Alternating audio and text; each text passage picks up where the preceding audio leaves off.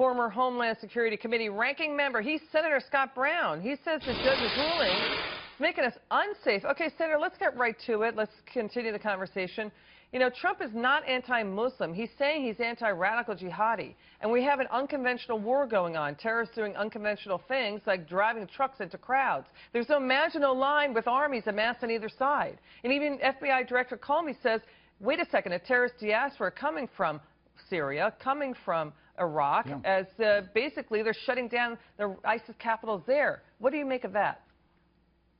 Well, first of all, wouldn't it be nice if the former officials that you referenced in your opening, EMAC, would actually have worked this hard to actually prevent terrorism, not only to find out who's coming and why and when, but they're spending so much effort after the fact, you know, basically placating the people from these 7 countries. I think ultimately the president prevails on this. The Constitution supports him.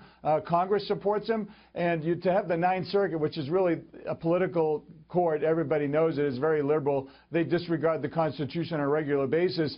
To think that that's going to be the ultimate determining factor on this matter, it's not going to happen. I would presume that the president will wait till he gets his Supreme Court choice in, then they'll really go balls to the wall on this. Yeah, you know, Senator, under President Obama, there were 113 people killed, 10 terror plots, 400 people injured.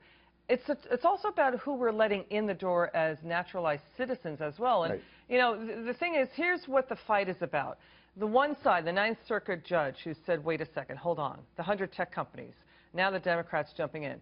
They're saying there's a compelling interest. It's about constitutionality, that there's this, the 1965 law, you can't discriminate against religion or country of origin. Even though there's that 1952 law says the president does have the power to protect the country. That's the compelling interest. What are your thoughts? Of course he has the right. Of course he has the right. President Obama and 4 other presidents have done it before him. Jimmy Carter did it with Iran. President Obama did it with Iraq. So the only reason, and you know it as well as I do, and so do your viewers, is that it's because it's President Trump doing this. And they're still upset that they lost. And you're going to have all the activists from the prior administration, all the activist judges, all the activist companies that basically, you know, are upset. Listen, there is an appropriate way to get people in here through the appropriate visas that are required. I don't know how many people are actually coming from these war-torn areas to work in these high-tech companies. Correct me if I'm wrong. And if I am, I'll obviously come on the air and say so, but I don't believe there's a heck of a lot of them coming in from those areas. So we have to use common sense, and I'm glad the president is using that. Yeah, you get it. I hear what CIA Chief Michael Hayden is saying, Senator, that we don't want to alienate our sources in these failed states like Iraq and Libya and Syria, who are doing the good thing to stop terrorists. I mean, help them out for sure. That's the point. But the FBI is battling, and last we counted, 900 terror plots here from some ISIS sympathizers here in all 50 states. I mean, where is that in the radar screen right now? Well, obviously the FBI is undermanned and overworked, obviously based on everything that they've gone through over the last year and a half. Our sources in those countries, with all respect, a lot of them are depleted anyway because of the lack of support that the CIA and the clandestine operations operatives have had has been minimal under this president, the prior president, I should say. So you're going to need to reestablish those operatives and reestablish the ability to gather information and actually, you know, get people to come onto our side. But it's going to be a process. Don't forget, he's only been doing it at the beginning of the 3rd week, end of the 2nd week. I mean, he's going leaps and bounds, and he's going to try to fix a mess that's been in effect for 8 years, EMAC. Yeah, you can't do it overnight, but by golly, I'm so glad that he's trying. Yes, Senator, let's do a recap for the viewer. Again, that court showdown getting hotter over the president's extreme vetting for terror hotspots. Now we've got former State Department official is pointing out this contradiction once again, that as the senator pointed out, President Obama also did extreme vetting with refugees from Iraq back in 2011 when President Obama, he basically enacted a 6-month travel pause. Let's take a listen.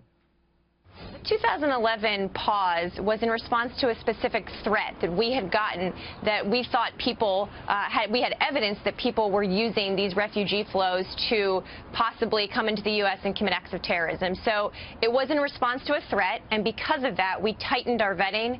We made it harder for refugees to come here, and we demanded more information from refugees. And that refugee flow issue is still a problem to this day. Democrats like Hillary Clinton have pointed it out.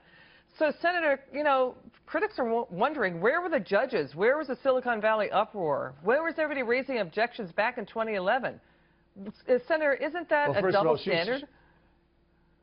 Of course it is, Emac, and the woman that just spoke actually spoke quite eloquently and thoughtfully, and it made complete and total sense. And that's the standard that this president, our president right now, President Trump, is trying to use, and he's getting thwarted every which way. And like the administration said, God forbid something happens under the watch of these judges and these elected officials and companies who are pushing to continue to allow these people to come in. We have a broken immigration system. This has already happened. It. People have been victimized already, Senator. Yes, and you see the fight. You see the fight where it's happening now. You see, President Trump said of the judge, you know, basically he ridiculed the judge, this quote so-called judge, calling him ridiculous, a personal attack. Now we've got Mitch McConnell, we've got other congressmen saying, oh, wait a second, President Trump should not have done that. So it's a distraction. The fight becomes about that instead of national security. Final word, Senator.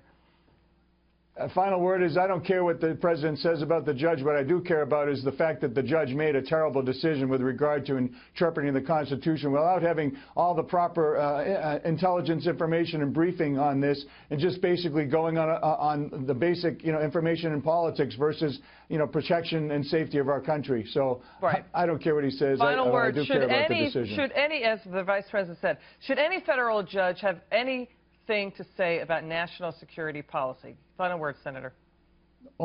Only if they're properly briefed under proper circumstances. Obviously, not for the whole country and not for so long. And maybe for a temporary ban of a few days. So, thank you, Thank you, Senator. Appreciate your time there. Sorry, we're Patriots. I have no words. I'm a Giants fan.